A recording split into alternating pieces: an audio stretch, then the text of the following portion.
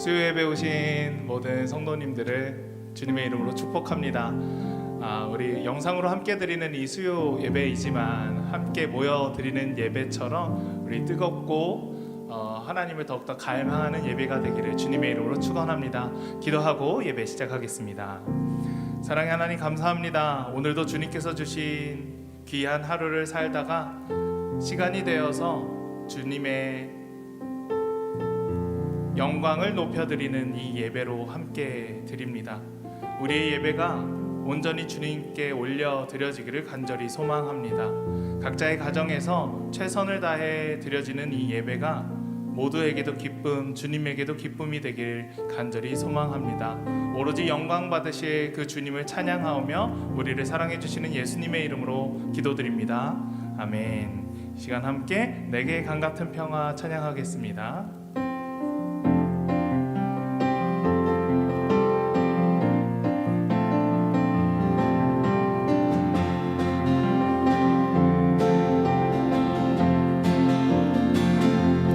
내게 강 같은 평화, 내게 강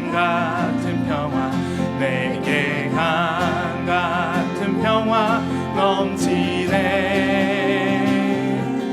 내게 강 같은 평화, 내게 강 같은 평화, 내게 강 같은 평화 넘치. 내게 바다 같은, 내게 바다 같은 사랑, 내게 바다 같은 사랑, 내게 바다 같은 사랑 넘치네.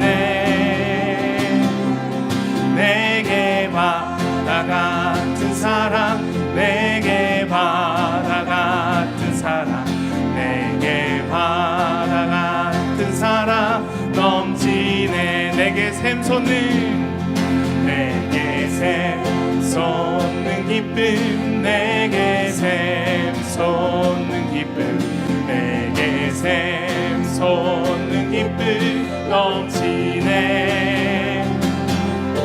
내게 샘솟는 기쁨, 내게 샘솟는 기쁨, 내게 샘솟는 기쁨 넘치. 한 번 더. 내게 믿음 소망, 내게 믿음 소망 사랑, 내게 믿음 소망 사랑, 내게 믿음 소망 사랑 넘치네. 내게 믿음 소망 사랑, 내게 믿음 소망 사랑, 내게 믿음 소망 사랑 넘치. 우리 한 번 더 4절 찬양할까요? 내게 믿음 소망 사랑, 내게 믿음 소망 사랑, 내게 믿음 소망 사랑 넘치네. 할렐루야. 내게 믿음 소망 사랑, 내게 믿음 소망 사랑, 내게 믿음 소망 사랑 넘치네. 아멘.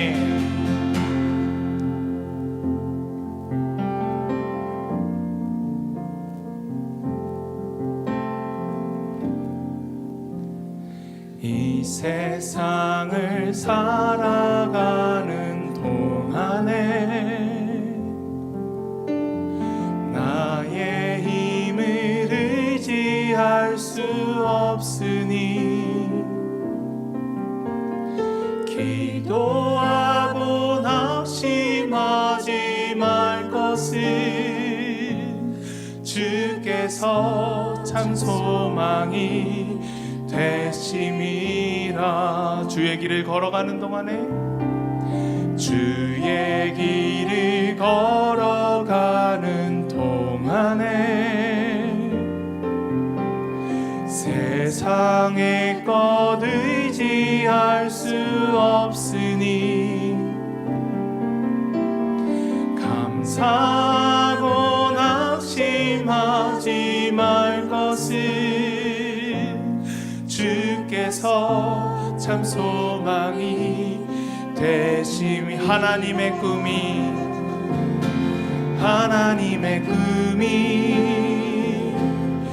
나의 비전이 되고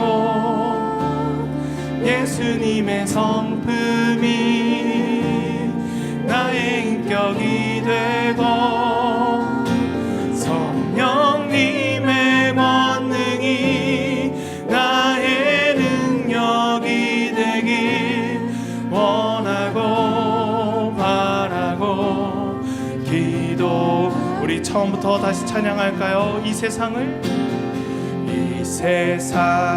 살아가는 동안에 나의 힘을 의지할 수 없으니 기도하고 낙심하지 말 것을 주께서 참 소망이 되심이. 주의 길을 걸어가는 동안에 주의 길을 걸어가는 동안에 세상의 것 의지할 수 없으니 감사하고 낙심하지 말 것을 주께서 참 기쁨이 되심이. 하나님의 꿈이 나의 비전이 되고 예수님의 성품이 나의 인격이 되고 성령님의 권능이 나의 능력이 되길 원하고 바라고 기도. 하나님의 꿈이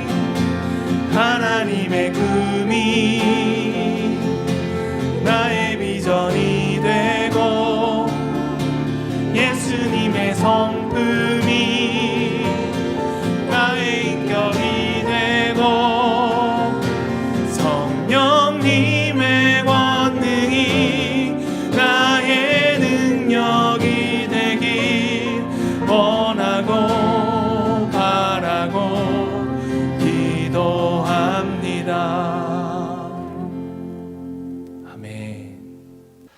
오늘 3일 밤에 흩어져 예배하는 우리들에게 주시는 하나님의 말씀은 레위기 16장 1절로 4절까지의 말씀입니다.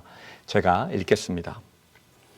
여호와께서 모세에게 말씀하여 이르시되 너는 이스라엘 자손의 온 회중에게 말하여 이르라. 너희는 거룩하라. 이는 나 여호와 너희 하나님이 거룩함이니라. 너희 각 사람은 부모를 경외하고 나의 안식일을 지키라. 나는 너희의 하나님 여호와이니라. 너희는 헛된 것들로 향하지 말며 너희를 위하여 신상들을 부어 만들지 말라. 나는 너희의 하나님 여호와이니라. 오늘 우리에게 주신 하나님의 말씀입니다. 말씀 주신 하나님께 감사를 드립니다. 트리니티 성경 공부 교재를 따라서 모세 오경을 10시간에 걸쳐서 살펴보고 있습니다. 이제 창세기, 출애굽기 4번에 걸쳐 보았고 레위기 2번째 시간, 레위기 마지막 시간입니다. 지난 시간에 읽었던 본문도 마찬가지였습니다. 내가 거룩하니 너희도 거룩하라.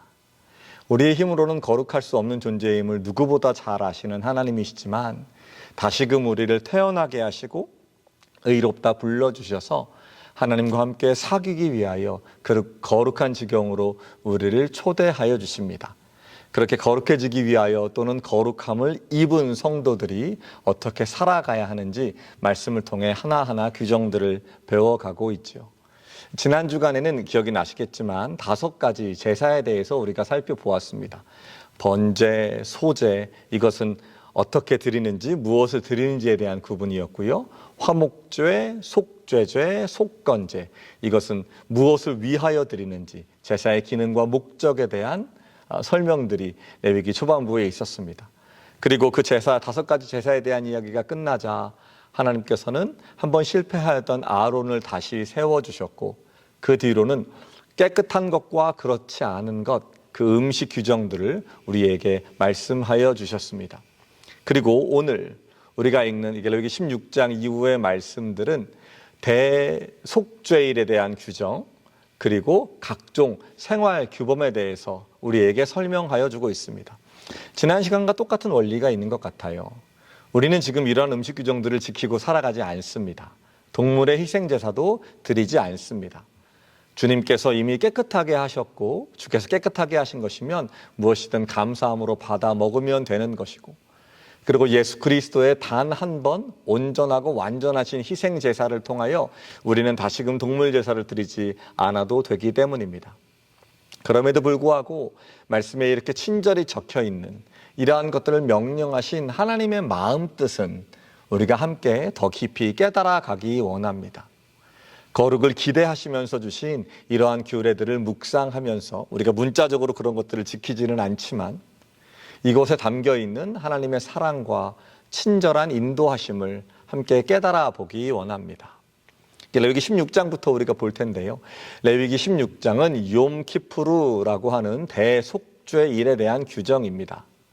이는 그 한 해 중에 가장 거룩한 날이었으며 대제사장들은 가장 거룩한 곳인 지성소에 몸을 온전히 깨끗하게 하고 들어갈 수 있는 날입니다. 한 개인을 위한 제사가 아니라 이스라엘 전체 공동체 그 국가를 위하여 제사를 드리는 날입니다. 개인의 죄도 우리가 무섭게 여기고 반드시 용서함을 받아야 하지만 국가적이고 공동체적인 죄악도 분명히 있는 것입니다. 그것을 분명히 깨닫고 공동체적으로 그것들을 깨끗하게 하여 주신 하나님의 은혜를 기억하고 회개하며 그 앞에 나가는 일 또한 반드시 필요하다, 이렇게 생각해 볼 수 있습니다. 말씀은 이렇게 써 있습니다. 아론은 그 대속죄일에 자기를 위한 속죄제 수송아지를 가지고 그리고 염소 2마리를 가지고 회문 여호와 앞으로 나아가는 겁니다. 무척 흥미로운 제사의 방법인데요. 우선은 수송아지를 가지고 한 마리를 들여서 자기와 자기 집안, 그 제사하는 대제사장 아론의 죄를 속하게 되고요. 그리고 나서는 순염소 2마리 중에 제비를 뽑습니다. 그래서 하나는 속죄제로 불살라 하나님에게 바치고요.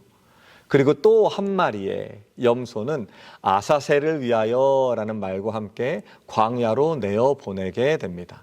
참 어려운 성경 구절이기도 해요. 오해가 될 수도 있습니다. 마치 아사셀이라는 무슨 광야의 신을 위하여 그 염소를 바치는 것처럼 오해될 수도 있기 때문입니다. 그렇지는 않을 것입니다. 이 아잘이라는 말이 보내다라는 뜻이라고 하고요. 에즈라는 말이 염소라는 말을 뜻한다고 합니다. 그래서 많은 성서학자들은 그것을 염소를 보내다라는 뜻에서 그 아사셀이라는 말이 왔다고 생각하는데요. 이 아사셀 염소를 광야로 보내기 전에 대제사장은 염소의 머리에 이스라엘 그 공동체적인 국가적인 죄와 반역을 모두 고백하게 됩니다. 개인의 제사에서도 그렇듯이 그 백성들의 죄가 염소에게 전가되는 것이지요. 그리고는 어떤 사람을 시켜서 비인들 광야로 그 염소와 함께 나가게 합니다. 그리고 그 염소를 광야 먼 곳으로 내어보내지요. 모든 공동체는 그 염소가 이 공동체적인 죄악을 다 짊어지고 광야로 뚜벅뚜벅 걸어가는 모습을 보게 됩니다. 그러니 아사셀을 위하여라는 말은 죄를 멀리 떠나 보내기 위하여 염소를 보낸다라고 해석하는 것이 맞을 것입니다. 어쩌면요, 벌써 이미 명령하신 피로 드리는 제사가 너무도 익숙해지다 보니까 그것을 보면서 처음에는 내 죄가 저렇게 죽을 수밖에 없이 붉고 처절하구나라는 것을 깨달았지만 시간이 지나면서 점점 더 그러한 제사에 익숙해지다 보니 특별히 공동체적인 죄에 대하여 이스라엘 백성들은 그 죄의 무거움, 죽을 수밖에 없음을 가벼이 여기고 그리고 큰 깨달음을 얻지 못했던 것은 아닐까 생각해 봅니다. 그래서 하나님이 이러한 새로운 제사의 방식을 1년에 한 번 허락해 주신 것도 같아요. 이 염소는 이제 죄악을 뒤집어 쓰고 결코 생존할 수 없는 광야로 보내지게 됩니다. 염소가 멀어지는 것을 보면서 이스라엘 공동체는 자신들의 죄악이 그렇게 멀어지고 있음을 살 수 없는 그 광야로 떠나가고 있음을 보게 되지 않았을까요? 요한복음에서 세례 요한이 예수님을 보고 이렇게 고백합니다. 이튿날 요한이 예수께서 자기에게 나아오심을 보고 이르되 보라 세상 죄를 지고 가는 하나님의 어린 양이로다. 아사셀 염소의 모습과 무척이나 닮아 있습니다. 우리의 모든 죄를 담당하시고 광야에서 죽어가는 그 어린 양의 모습이 예수 그리스도를 통해 우리 안에 성취되는 아사셀을 통한 속죄의 모습, 그것의 온전한 성취가 되는 것이지요. 아사셀의 제사를 우리에게 정해주신 이유는 바로 그것을 보고 이제 죄 없이 거룩하게 나라적으로 공동체적으로 하나님과 같이 거룩하게 살라는 명령을 기억하게 해주시기 위함입니다. 하나님을 닮아 살아가라는 하나님의 마음을 우리에게 알려주시기 위함입니다. 저 염소가 나 대신 죽었으니 나는 이제 죄 없이 아무렇게나 살아도 된다라고 허투루 말씀을 오용하는 것이 아니라 예수 그리스도 보혈의 공로가 있으니 그저 나는 죄가 없다라고 마음껏 함부로 살아가는 것이 아니라 이제 나를 죄 없게 해주신 예수 그리스도의 십자가의 은혜를 온전히 기억하며 조금이라도 더 거룩하게 조금이라도 더 하나님을 기쁘게 해드리는 삶을 살도록 그 아사셀 염소를 보며 다짐하고 약속하라는 것입니다. 하나님이 거룩하니 우리도 거룩하라고 말씀하십니다. 그러니 이 말씀 앞에서 그 아사셀의 신비한 제사 규정을 기억하면서 우리 모두의 죄악들을 저 멀리 광야 살 수 없는 것, 돌아오지 못하는 것으로 내어보내는 그 죄로부터 멀어지시는 십자가의 은혜를 가벼이 여기지 않고 그 깊은 은혜를 깨달으며 우리가 거룩하게 살도록 다짐하는 성도 여러분들이 되셨으면 참 좋겠다 생각해 보게 됩니다. 그리고 17장부터는 성결에 관한 이야기들이 시작됩니다. 그 앞에도 성결에 대한 이야기들은 있었는데 그 레위기의 초반부는 제사장들에게 집중된 말씀이었다면 그럼 이제 17장 이후로는 모든 백성들에게 요구되는 거룩한 삶, 하나님이 보시기에 기뻐하시는 삶을 우리에게 알려주고 있습니다. 우리가 오늘 예배를 시작하며 함께 읽은 말씀 19장 2절이 바로 그런 것이지요. 회중에게 말하여라. 내가 거룩하다. 그러니 내 백성 된 너희도 거룩하여라. 나를 닮아라. 거룩에 대한 이 명령은 세 가지 기본적인 내용들을 가지고 있습니다.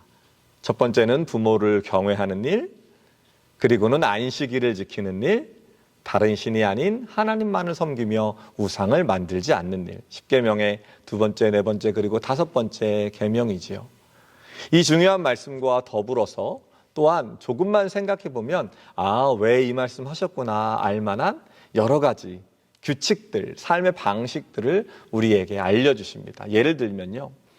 화목제를 드리면 이틀 안에 다 먹어야 되고 3일째는 남겨두지 말라고 하십니다. 화목제를 소로도 드리잖아요.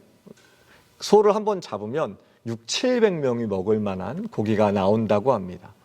냉장고도 없던 시절입니다. 그러니 하나님 앞에서 하나님과의 관계를 회복하고 사람들 안에서 펠로우십을 이루기 위해 화목제를 드린 날은 온 집안의 잔칫날, 온 나라의, 온 마을의 잔칫날이었을 것입니다. 특별히 자기의 힘으로는 그러한 좋은 음식들을 먹을 수 없는, 고기를 먹을 수 없는 사람들에게 무엇보다 기쁜 날이었겠지요. 하나님 앞에서 바로 서는 일은 이웃들을 먹이고 함께 즐거워하며 살리는 날과 다르지 않습니다. 19장 9절 말씀을 보면요. 곡식을 거둘 때에 밭에 모퉁이는 내버려 두라고 말씀하시고요. 한번 지나가서 수확을 하다가 이삭이 떨어지거든 뒤로 돌아와 그것을 줍지 말라고도 말씀하십니다. 포도원의 열매를 딸 때에도 다 따지 말라고 말씀하십니다. 친절하게 그 말씀을 해주신 이유도 설명해 주시지요. 가난한 사람과 거류민을 위하여 그렇게 하라고 주님께서 명령하십니다. 얼마나 아름다운 법정신입니까? 이 이삭을 줍다가요, 룻이 보아스를 만나게 되고요. 예수님도 그 제자들과 함께 다니실 때 모퉁이에 자르지 않은, 싸그리 다 가져가지 않은 그 은혜의 여분을 손으로 비벼 드시며 배고픔을 제자들과 함께 견디실 수 있었습니다. 또한 여러 말씀들이 있습니다. 형제를 견책하더라도 그럴 수는 있는데 마음으로 미워하는 마음으로는 그렇게 하지 않아야 한다고 합니다. 원수를 갚지 않도록 애써야 하며 나그네를 학대하지도 않아야 합니다. 그 백성들이 애굽 땅에서 나그네 되었던 적이 있기 때문입니다. 공평한 저울과 공평한 추를 사용하라고도 말씀하십니다. 예언자들이 그토록 너희들이 하나님의 뜻을 떠나 있다라고 말할 때, 예언하고 경고하고 선포할 때 아주 자주 인용되는 말입니다. 공평한 저울이 아니라 거짓말하는 두 개의 저울을 사용하고 있는 너희들이여 회개하지 않으면 화가 있을 것이다. 그러니 이 복잡한 제사의 규정도 참 중요하지만, 예배를 잘 드리는 것도 참 중요하지만, 우리가 장사하는 곳에서, 우리가 농사 짓는 곳에서, 우리가 일상에서 만나는 다양한 사람들 속에서 정직하고 선한 마음으로 하나님께 영광을 올려드리기 위해 살아가는 것, 하나님이 거룩하시니 우리도 세상과는 다른 그러한 아름다운 사랑의 경건을 갖는 일이 참으로 중요하다. 레위기가 전체적으로 우리에게 말씀하여 주십니다. 그리고 너무도 잘 아시는 말씀, 예수님이 가르쳐 주신 두 번째로, 아니 첫 번째만큼이나 중요한 두 번째 명령, 선지자의 모든 강령. 19장 18절, 원수를 갚지 말고 동포를 원망하지 말며 네 이웃 사랑하기를 네 자신과 같이 사랑하라 라는 말씀 또한 우리에게 주십니다. 그 밖에도 많은 삶의 원칙들이 26장까지 소개되고 있습니다. 레위기의 마지막 말씀은 그런데 27장에 한 장 더 있지요. 거룩한 서원에 대한, 서원 예물에 대한 말씀입니다. 마치 레위기가 그저 거룩을 막 명령하고 끝나는 책이라면, 법전이라면 26장에서 끝나야 맞을 것입니다. 26장 마지막 절이 이렇게 쓰여 있거든요. 이것은 여호와께서 시내산에서 자기와 이스라엘 자손 사이에 모세를 통하여 세우신 규례와 법도와 율법이니라. 그러니까 이렇게 법을 알려주시고 끝날 수 있습니다. 하지만 27장에 한 이야기가 더 있습니다. 이 말씀을 듣고 하나님이 우리에게 방법을 알려주셨으니 주님 내가 그대로 살겠습니다. 약속하고 서원할 때 어떤 예물을 드려야 하는가에 대한 말씀입니다. 우리에게 방식을 알려주셨으니, 주님 그 약속을 우리에게 주셨으니 나도 그렇게 거룩하게 살겠습니다 하고 약속하는 이야기들이지요. 어떤 사람은 자기 자신을 서원하기도 합니다. 말 그대로 하나님께 자기의 삶을 드리는 것이지요. 자신을 하나님께 드리려면 함께 드려야 하는 예물이 있는데 그 예물을 하나하나 그 액수를 정하여 두었습니다. 말하자면 20살부터 60살 사이의 남성들이 자기를 하나님께 드리려면 50세겔을 드려야 합니다. 이게 적지 않은 액수거든요. 1세겔이, 은 1세겔이 한 4일치의 품삯 정도가 됩니다. 그러니까 50세겔이라 하면 6개월이 넘는 시간에 일당들 또는 월급들이라고도 할 수 있죠. 그만큼 중요한 것이고 그만큼 쉽게 할 수 없는 일입니다.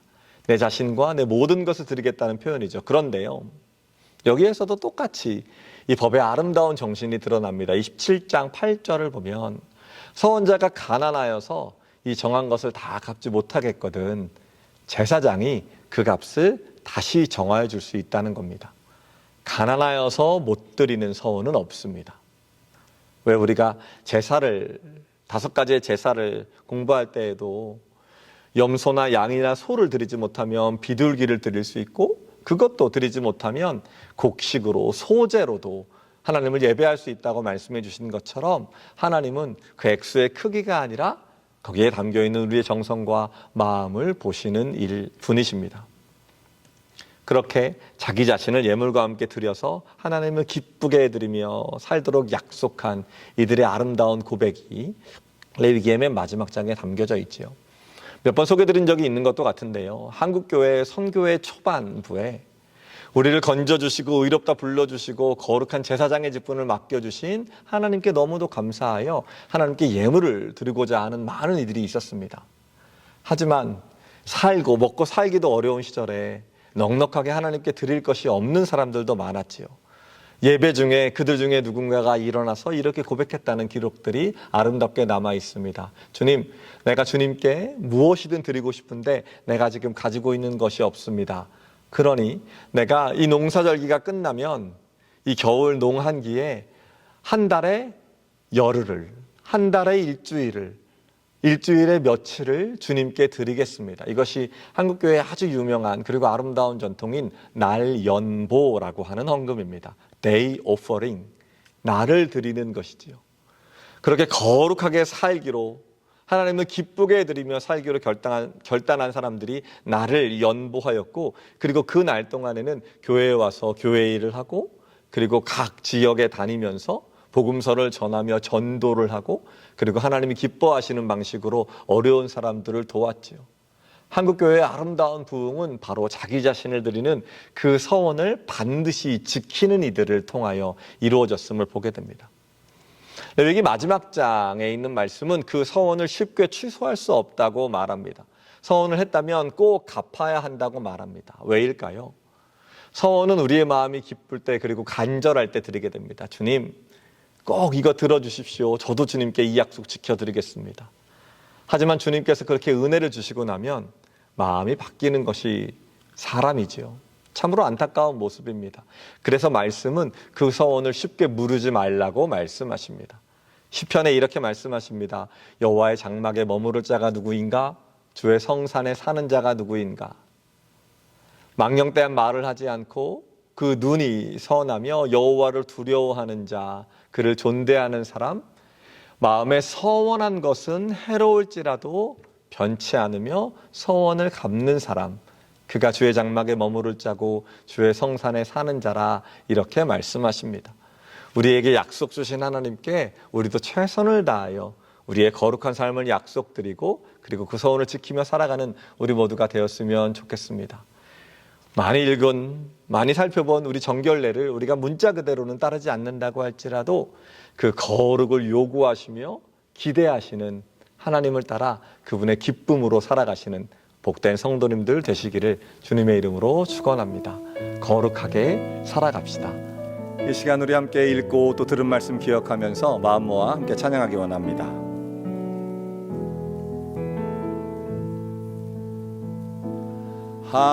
하나님의 사랑을 사모하는 자, 하나님의 평안을 바라보는 자, 너의 모든 것 창조하신 우리 주님이 너를 얼마나 사랑하시는지 하나님께 찬양과 경배하는 자, 하나님의 선하심을 닮아가는 자, 너의 모든 것 창조하신 우리 주님이 너를 자녀 삼으셨네. 하나님 사랑의 눈으로, 하나님 사랑의 눈으로 너를 어느 때나 바라보시고,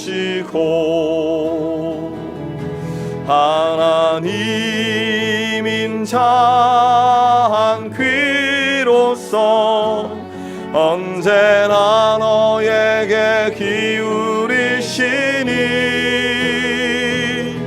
어두움에 밝은 빛을 비춰주시고 너의 작은 신음에도 응답하시니 너는 어느 곳에 있든지 주를 향하고 주만 바라보지. 하나님 사랑의 눈으로, 하나님 사랑의 눈으로 너를 어느 때나 바라보시고, 하나님인 자 한 귀로서 언제나 너에게 기울이시니 어두움에 밝은 빛을 비춰주시고 너의 작은 신음에도 응답하시니 너는 어느 곳에 있든지 주를 향하고 주만 바라볼지라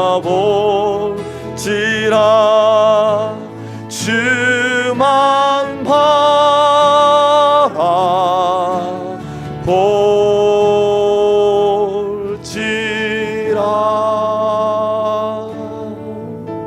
아멘. 기도하겠습니다. 내가 거룩하니 너희도 거룩할지니라 말씀하시고 우리가 거룩할 수 있도록 성령이 함께 걸어주시며 그 거룩의 지경에서 하나님과 온전한 연합을 누리도록 인도하시는 하나님의 은혜에 감사를 드립니다. 주님, 우리의 삶 속에 예수 그리스도를 닮아가고자 하는 거룩한 열망을 허락하시고 그 이끌림을 따라 세상 등지고 하나님만을 바라보며 복되게 살아가게 하여 주시옵소서. 거룩하신 창조주 하나님의 놀라우신 은혜와 거룩하신 주 예수 그리스도의 한없으신 사랑과 거룩한 성령님, 그리고 우리를 거룩의 지경으로 인도하시는 성령님의 인도하심이 흩어져 예배하는 우리 모든 성도님들의 삶 위에 이제로부터 오래도록 함께 하시기를 축원하옵나이다. 아멘.